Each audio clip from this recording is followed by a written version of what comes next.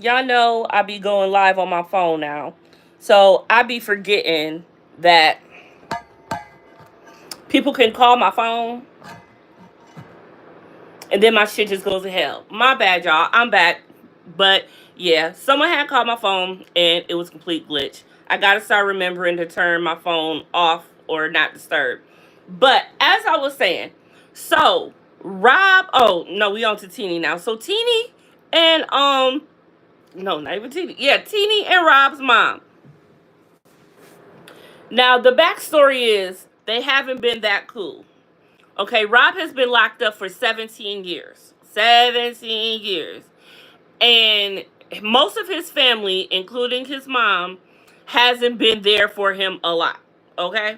They just haven't. You know how some families are. So when he got out, he came to Teeny and she's been riding for him, rocking with him, and everything. And his family, even, her family, even, has been rocking with her and rocking with him. Everybody that came to that party was basically her people. His mom came, and that was it from his side. But I feel like production probably called the mama and told the mama to come through. Or, however they got her to come through.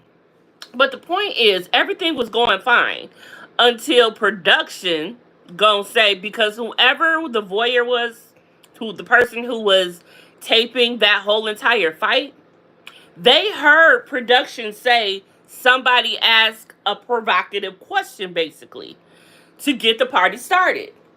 And so I guess they turned to Rob's mother. Who else would they turn to? Because everybody else was cool, calm, collected, and chilling and having a good time before Rob's mom came.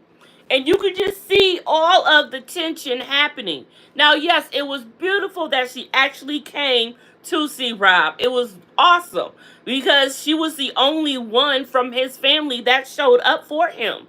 So it was really awesome for that. But production, you messy as hell. Why you do that? That was so uncalled for. It was not necessary. But Love After Lockup is good for that. And apparently a lot of production is good for that. And that is why now I do not view and recap these shows that I watch the way that I did. I used to speak so greatly of them. The production is great, the drama is great, the storylines is great. Whoop whoop whoop. And then when you start getting into the gist of it, you become a blogger and you start digging in. You start to find out that all of this shit that's going on is bullshit.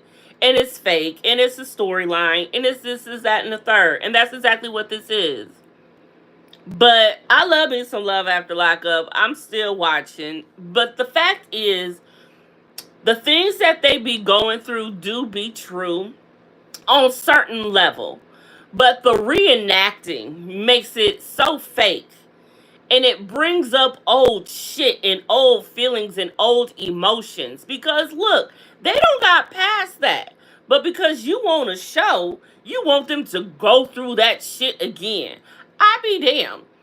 I be damned if you want me to relive having a miscarriage, relive, my father passing or anything like that of the sort. That's some crazy ass shit. Just for a show, I would never, ever, ever, ever. Yes, lady, we back. I had got a call on my phone because that's what I'm doing this on. And I totally be forgetting the fact that I need to say cancel or do not disturb. I don't get a lot of phone calls, y'all. I say to myself. So this is the first time someone has called me during this time since I've been doing this for the past, 2 months now? Has it been 2 months since I started that challenge? Because I've been doing this still since I started that challenge. You see how that did me?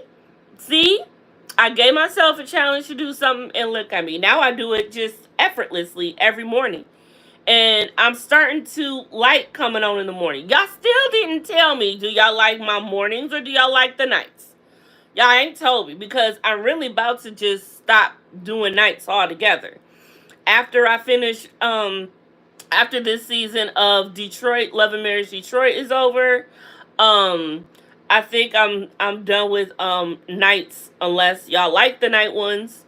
But I think I'm done with the nights until I become first shift, because I'm only doing Detroit at night right now with Dina.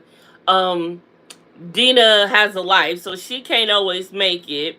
And Dina really don't give a fuck about Love and Marriage Detroit anyway. So I don't think she would cry over it.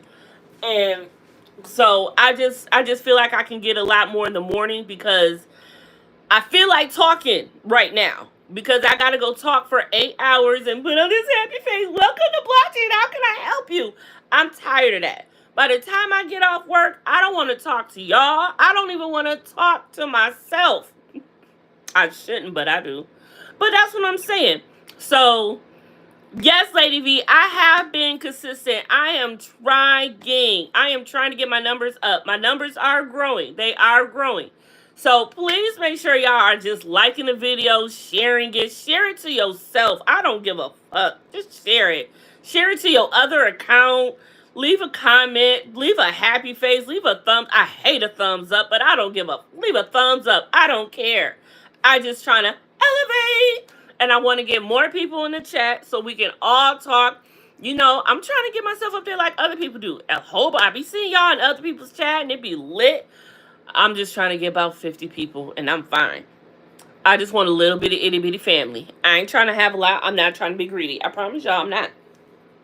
I just want a little bit thing. So with that being said, and that is why I rather, just do mornings instead of nights, because honestly, I'm getting a lot more playback. A lot of people are watching this on playback more than my night ones. And I feel that with the night ones, I'm just talking about the show. And the shows are bullshit lately. They really watered down and lackluster. I'm not the type that goes and just talks shit about people. So don't nobody want to come to my recaps, because I'm just simply recapping the show. I'm not talking shit about people. And that's what people like. I'm not about to sit here and do that. But I do like to talk shit about everything else. So that's why I feel like maybe y'all like it here more, because y'all do like people to talk shit, and I talk shit about people on other shit here rather than at nighttime. So I'm thinking that may be the gist, because y'all so fucking toxic and like shit talking. I know, right? It's fun. It's what we do. Confession: consider competing in the cook-off hosted by Buttercly and sponsored by Wanda and Marcella. This will allow folks to see your personality and might attract folks. There's a cook-off? Shit. What could I cook? That might be fun. Possibly. But I'm not really much of a cook. I'm a baker. Does it matter? Anywho. But that does have fun. I have to look into that. I didn't even hear about that. But yeah, I know, Checky Boo, you keep telling me to put myself. But see, this is how I am. I don't want to use someone else's platform for my own benefit. I don't stop fucking with people simply because they come to me simply trying to use me for the little people I had, and then want to go work with everybody else behind my back instead of trying to put me on to something. I hated doing that, so I stopped doing that. And so I feel kind of funny going to somebody else's channel thinking like, oh, this will get me more people. I'll just be trying to work on myself and do it myself and trying to find my own audience. Because not everybody's, and I don't know, it's just really hard. I just feel, look, if y'all fuck with me, y'all fuck with me. Contact Butterfree to get Wanda seasonings, which participants would use in their cook-off. You can bake with the seasonings too. Okay, I'll bake something. But I don't have the time because I work second shift, checking you, boo. That's my problem. I don't have time for shit. I be trying to find my own lane because I can't even go fuck with other people because of my damn stupid ass job. Now I'm mad. Now I'm pissed off. I don't see it as using folks. I see it as showing yourself friendly, and friendliness will be given to you. That's true, but from what I've experienced in the past, I got PTSD. If you were with me from the beginning, checking you, boo, you would understand. You would understand. But shit. For the first time, we went live and did not talk about Diddy. Ain't that some shit? And we got so much to talk about. But I guess we'll save that for tomorrow. We'll talk about him for another day. We don't gotta talk about him every day. But if he is reaching out to participants to choose a time that works for everyone. Check you, boo. You was really trying to get me to do this shit. You was really trying to get me to do this shit. I will look into it, okay? I will look into it. But it is about me having time. I don't have time for shit. I really, really don't. The little bit of time I come on here, I don't have time. Because if I ain't doing my own thing, I want to enjoy my real life outside of, social media. I can't be hooked in on social media for every single thing. That'd be the problem. I cannot do it. I cannot do it. People are way too more invested in me. And that's why their numbers is up. And they deserve to have their numbers up. But once I get there, maybe I will. But I'm telling y'all, this second shift is some bullshit. It's hard. Y'all don't understand. A lot of y'all content creators don't have to work, retire, work first shift, or work from home. I do not have that luxury, baby girls. Yes, I believe you as a sweetheart with an edge. Yeah, I am. But I just gotta find the time, y'all. It's hard. It's hard out here for a pimp. Y'all see me struggling to get on here for the half hour I do with y'all now. I ain't done a hour show in how long? That's what I'm saying. But god damn it, I really hate I didn't get to any Diddy news. Cause y'all know that's what I do. I do Diddy updates, and I had Diddy in my hashtag, so I have to. So can we talk about Janice Combs real quick and his mama, his delusional ass mama, sending out that delusional ass message to this world like we give a fuck and we don't. We don't. And I just hope look.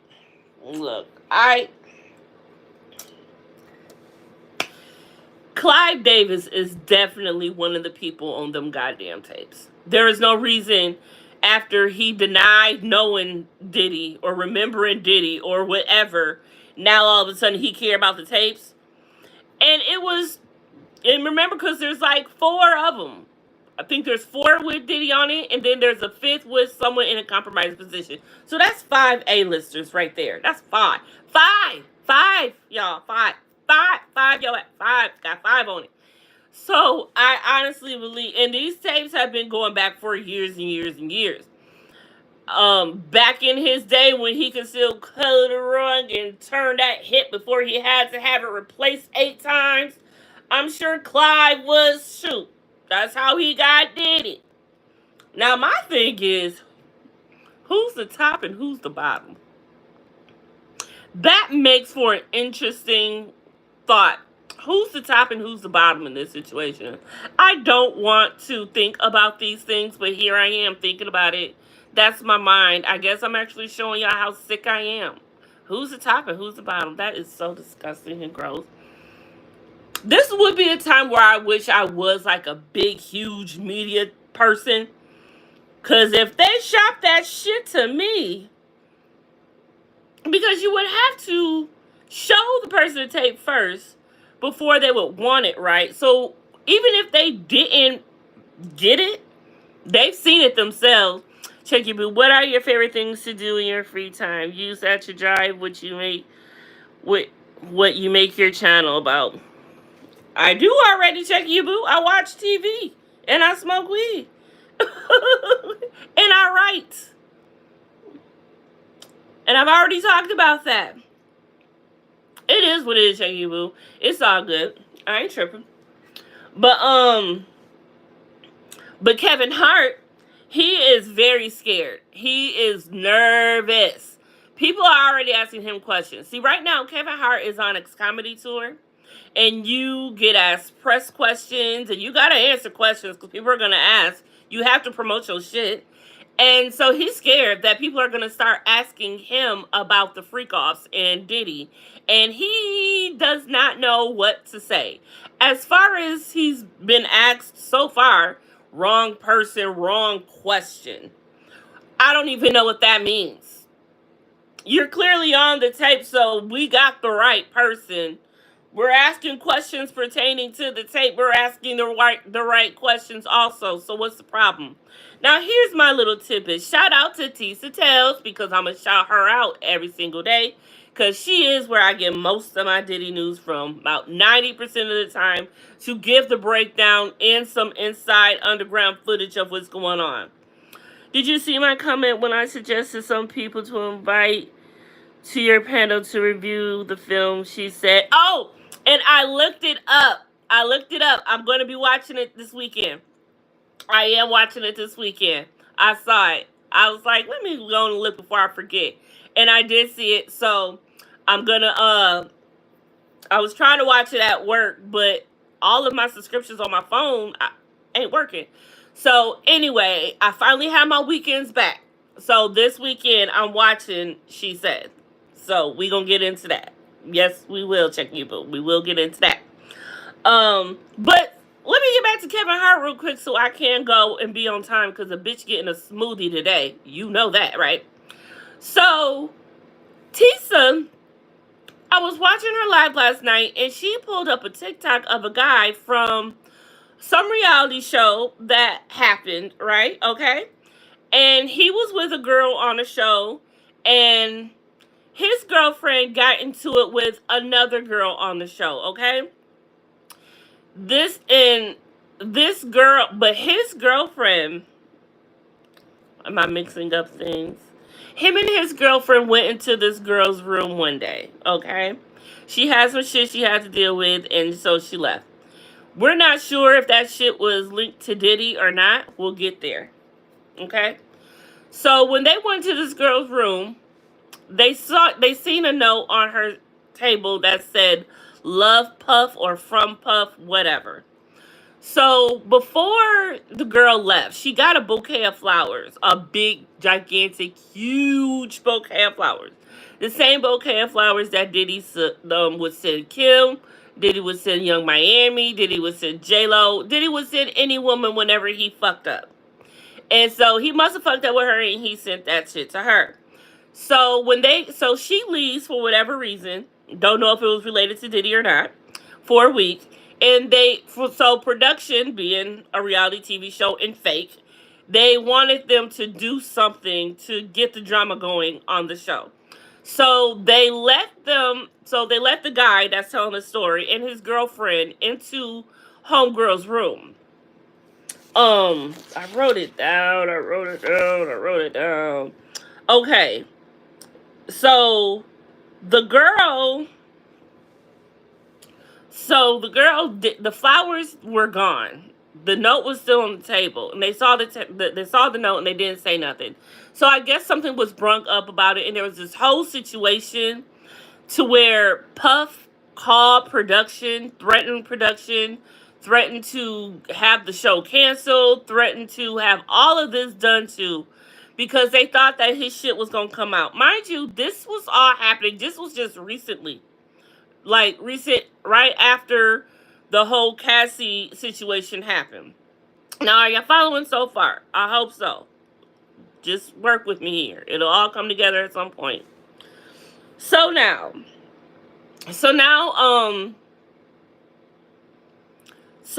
let me just read this to help you. So, the TV show who was also dating, this part.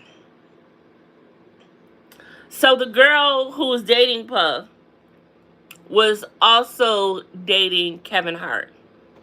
So yes, Kevin Hart and Puff were sharing the same girl. The girl, while Kevin, yes, is married, definitely married, with children, happy family, all of that, yes. So she's dating both of them. So what had happened was, there's another girl in the house, okay, where shit had happened. I'm not sure. I'm thinking this is his girlfriend who used to date Casper, J-Lo's ex-girlfriend. So I guess when all of the drama started coming down and the girl thought that production was going to run with the story about Puff, and Puff was going to be part of the storyline on this reality show, she got scared and nervous, and that's when she called Kevin. That's when Kevin called Casper and said that, look, get your girl, how's it go? Yeah, get your girl, because she might spill the beans on my girl. I know I'm not telling it right, y'all. I know I'm not. But it's still fucked up. The whole point of me telling the story is Kevin Hart and Diddy were sharing a girl, and the girl was on a reality TV show. She got into it with another girl who is Casper's girlfriend, who used to date J-Lo. Y'all see the connection happening here? Y'all see the connection happening here? So the girls on the show got to beefing, and the girl who was beefing with homegirl who was dating Puff, she thought that everyone was assuming the girl was gonna go out the girl and tell her all of Puff's business. Therefore, Puff would have been in some more hot shit, and Kevin Hart as well, because she's dating Puffy and Kevin Hart at the same time. Ew. So they sharing skirts. That's disgusting.